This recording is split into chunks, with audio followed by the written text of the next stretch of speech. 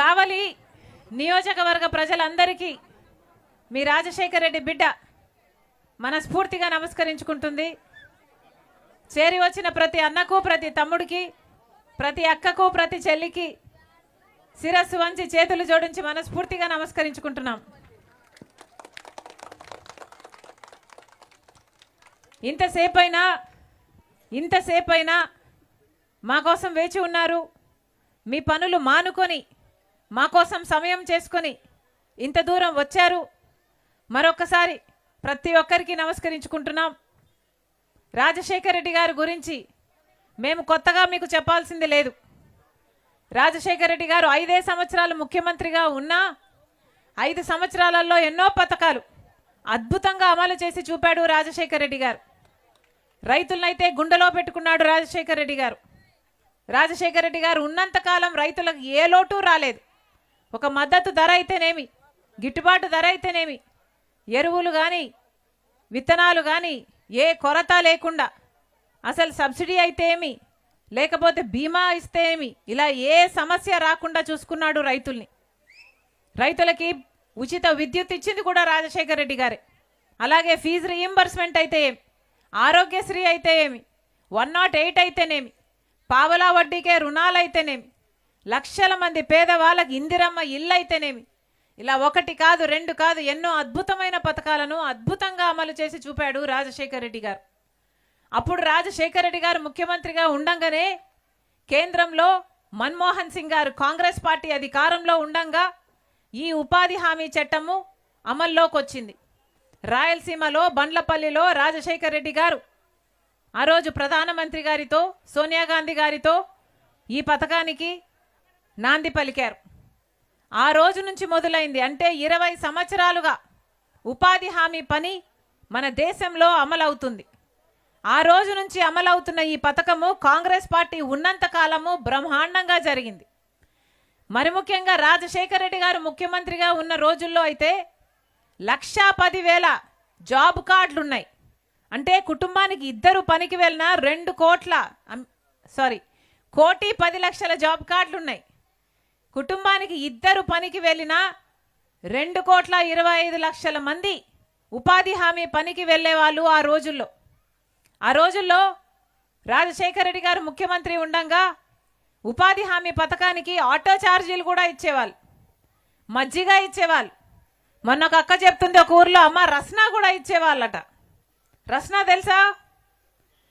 రస్నా గుర్తుందన్నా?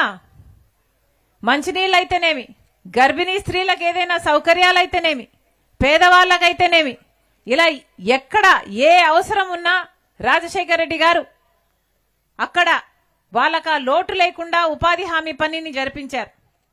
రాజశేఖర్ రెడ్డి గారు ఉండంగా ఉపాధి హామీ పని కోసము మాకు డైరెక్ట్గా డబ్బులు పడేటట్టు చూడండి, మధ్యలో కమిషన్లు కట్టింగ్లు లేకుండా చూడండి అంటే ఏకంగా ఒకేసారి 60 లక్షల అకౌంట్లు ఓపెన్ చేశారు ఆ రోజు రాజశేఖర్ రెడ్డి గారు ముఖ్యమంత్రిగా ఉన్నప్పుడు.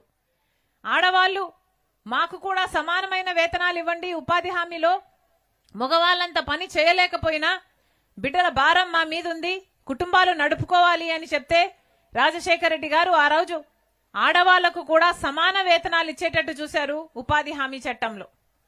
కానీ ఈ రోజు ఉపాధి హామీ చట్టం ఎంత ఘోరంగా తయారైంది అంటే అసలు ఎక్కడైనా కూడా కనీసం మంచినీళ్ళు కూడా దొరకటం లేదు.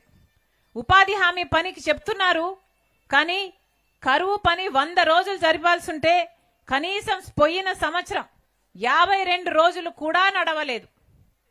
ఎంత ఘోరంగా తయారైంది అంటే ఉపాధి హామీ చట్టము, ఉపాధి హామీ ఈ పథకంలో ఉన్న వాళ్ళను ఒకే సంవత్సరంలో, నిన్న సంవత్సరంలో 2025లో ఏకంగా 18.5 లక్షల జాబ్ కార్డులు ఒకేసారి తొలగించేశారు మన రాష్ట్రంలో. అంటే ఇక ఉపాధి హామీ పని ఉండటానికి వీల్లేదు, అవసరం లేదు, ఉపాధి హామీ అవసరమే లేదు మన ప్రజలకు అన్న రీతిలో పాలకులు వ్యవహరిస్తున్నారు. మహాత్మా గాంధీ పేరు పెట్టింది కాంగ్రెస్ పార్టీ, కానీ ఇది చట్టాన్ని తీసేయాలి అని, మహాత్మా గాంధీ పేరును తీసేయాలి అని బీజేపీ పార్టీ ఒక కొత్త చట్టం విబి గ్రామ్ అనే బీజేపీ పార్టీ ఉపాధి హామీ చట్టాన్ని అమలు చేయాలని చూస్తుంది. ఇంకొక 6 నెలల్లో అది అమలు అవుతుందట. ఇది వరకు ఉపాధి హామీ చట్టం, కాంగ్రెస్ పార్టీ తెచ్చిన ఉపాధి హామీ చట్టంలో 100 రోజుల పాటు ఎవరైనా గ్రామస్తులు మాకు పని కావాలి అని అడిగితే గ్రామంలో పని కల్పించాలి, చేసిన పనికి 15 రోజుల్లో వేతనాలు ఇవ్వాలి అన్నది చట్టం. ఇది వరకు గ్రామంలో ఏదైనా పనులు అవసరమైతే ఉపాధి హామీ పని దానికి వాడుకునేవాళ్ళు. అంటే గ్రామాలలో గ్రామ సభలు పెట్టి గ్రామ పంచాయతీలో ఆ ఊరికి రోడ్డు కావాలనా, లేక బావి కావాలనా, పూడిక తీయాలనా, లేక గట్టు వేయాలనా, చైన్లో పని చేయాలనా అన్నది ఏ అవసరం ఉంది ఆ గ్రామానికి అని చూసి ఆ గ్రామానికి కావాల్సిన పనులు ఉపాధి హామీ చట్టంలో అమలు చేసేవాళ్ళు. దానికోసమని గ్రామస్తులు వెళ్లి పని చేసేవాళ్ళు. దానికి వచ్చిన కూలీతో 4 కుటుంబాలు బ్రతికేవి. కానీ ఇప్పుడు బీజేపీ పార్టీ తెచ్చే ఈ కొత్త చట్టంలో ఇక గ్రామాలకు ఈ అధికారం ఉండదు, గ్రామాల పనులో అభివృద్ధి ఉండదు.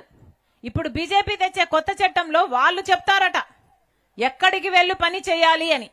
అంటే పక్కన ఒక రోడ్డు వర్క్ జరుగుతున్నా, లేకపోతే ఒక ప్రాజెక్ట్ వర్క్ జరుగుతున్నా ఆ కాంట్రాక్టర్ కిందికి వెళ్లి మీరు అందరూ పని చేయండి అని చెప్పే ఉద్దేశంలో ఉన్నారు బీజేపీ నాయకులు.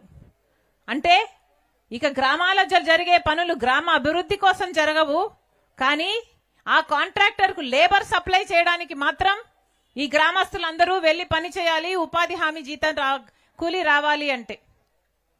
ఇలా 1 కాదు 2 కాదు ఎన్నో రకాలుగా ఉపాధి హామీ పథకాన్ని కూనీ చేయాలని చూస్తుంది బీజేపీ పార్టీ. పైగా వాళ్ళు చెప్తున్న మాట, కాంగ్రెస్ పార్టీ 100 రోజులే ఇచ్చింది, మేము 125 రోజులు ఇస్తాము అని చెప్తున్నారు. ఇది పచ్చి అబద్ధం.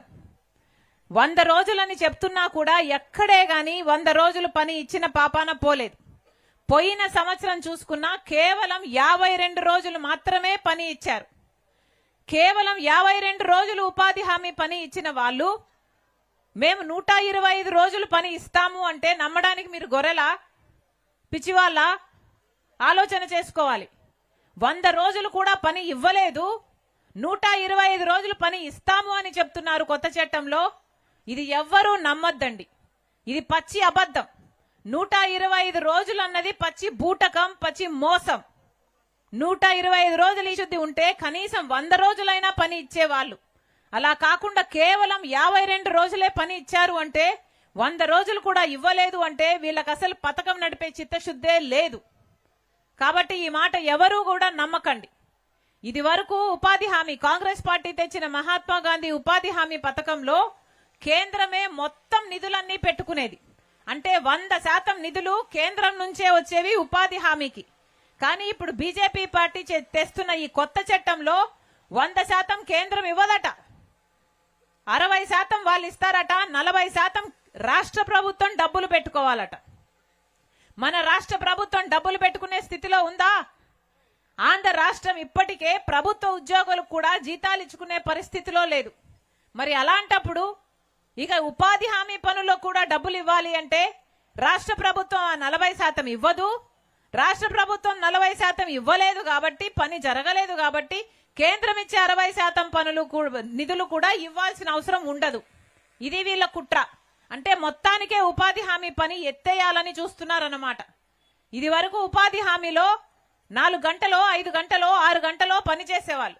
ఇప్పుడు బీజేపీ పార్టీ తెచ్చే ఈ కొత్త చట్టంలో 12 గంటలు పని చేయాలట, అది కూడా మండుటి ఎండలో. ఆడవాళ్లకు చేతనవుతుందా? పోనీ మగవాళ్ళకైనా చేతనవుతుందా? ఇలా ప్రతి విషయంలోనూ ఉపాధి హామీని కూనీ చేయాలని చూస్తున్నారు. మహాత్మా గాంధీ పేరు ఉన్నది ఉపాధి హామీ పథకానికి, కాంగ్రెస్ పార్టీ తెచ్చిన ఉపాధి హామీ పథకానికి. కానీ ఆ మహాత్మా గాంధీ పేరును కూడా తీసేస్తున్నారు. ఎలాగైతే మహాత్మా గాంధీని గాడ్సే కూనీ చేశాడో అలాగే ఇప్పుడు మహాత్మా గాంధీ ఆశయాలను మోడీ గారు కూనీ చేస్తున్నారు. ఇద్దరికీ తేడా లేదు. గాడ్సే మహాత్మా గాంధీని ఎలాగైతే కూనీ చేశాడో నరేంద్ర మోడీ కూడా మహాత్మా గాంధీ ఆశయాలని కూనీ చేస్తున్నారు. అందుకోసమే పుట్టింది బీజేపీ పార్టీ. అందుకే చెప్తున్నాం, ఈ కొత్త చట్టము పేదలకు వ్యతిరేకం. ఉపాధి హామీ పథకాన్ని మొత్తానికే నీరుగార్చి పేదవాళ్ళకు ఆసరా లేకుండా చేస్తుంది బీజేపీ పార్టీ. అందుకే ఈరోజు కాంగ్రెస్ పార్టీ, ఇది కాంగ్రెస్ పార్టీ తెచ్చిన పథకము, దీన్ని అమలు చేయాల్సిందే, దీన్ని కేంద్రమే భరించాలి పూర్తి నిధులు అని కాంగ్రెస్ పార్టీ ఈరోజు కొట్లాడుతుంది. ఈ ఉద్యమంలో భాగంగానే మీ దగ్గరికి కూడా రావడం జరిగింది.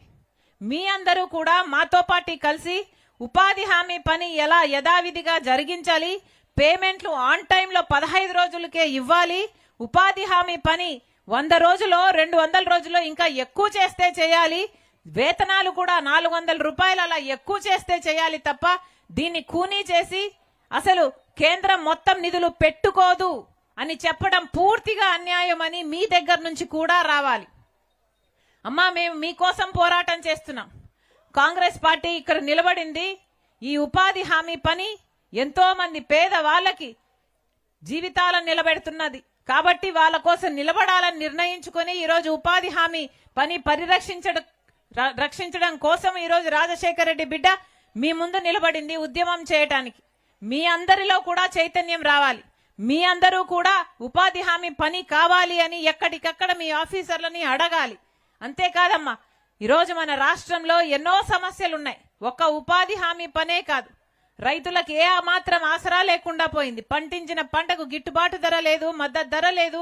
ఎన్నో చోట్ల రైతులైతే రోడ్ల మీద వాళ్ళ పంటను పోసుకొని వేస్ట్ అయిపోయింది అని ఏడుస్తున్న రోజులున్నాయి.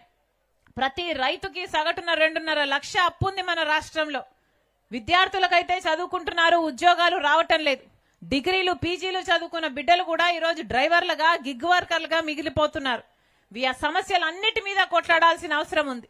కాంగ్రెస్ పార్టీ వీటన్నిటి మీద కొట్లాడుతుంది. కానీ మీరు కూడా కాంగ్రెస్ పార్టీ వైపు చూడాలి, కాంగ్రెస్ పార్టీని బలపరచాలి. మీరు మాతో లేకపోతే, కాంగ్రెస్ పార్టీని మీకు బలం ఇవ్వకపోతే కాంగ్రెస్ పార్టీ మీకోసం కొట్లాడే అవకాశం లేదు.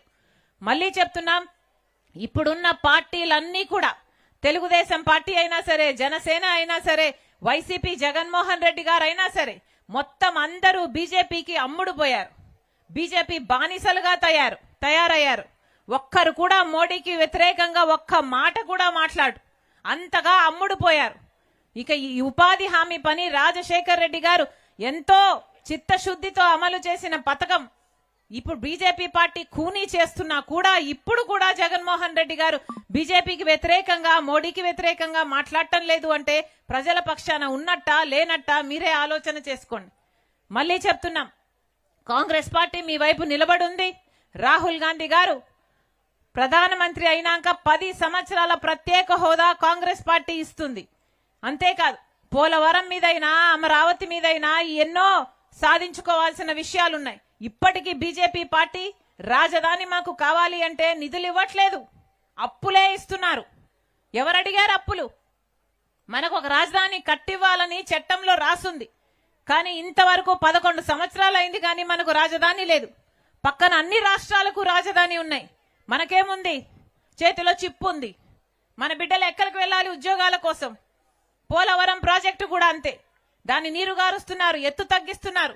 రాజశేఖర్ రెడ్డి గారు అదొక గ్రావిటీ బేస్డ్ ప్రాజెక్టు కావాలి అంటే వీళ్ళు దాన్ని ఎత్తు తగ్గిస్తున్నా, ఒక లిఫ్ట్ ఇరిగేషన్ ప్రాజెక్ట్ లాగా తయారు చేస్తున్నా పార్లమెంటులో ఒక్క ఎంపీ కూడా నోరెత్తలేదు.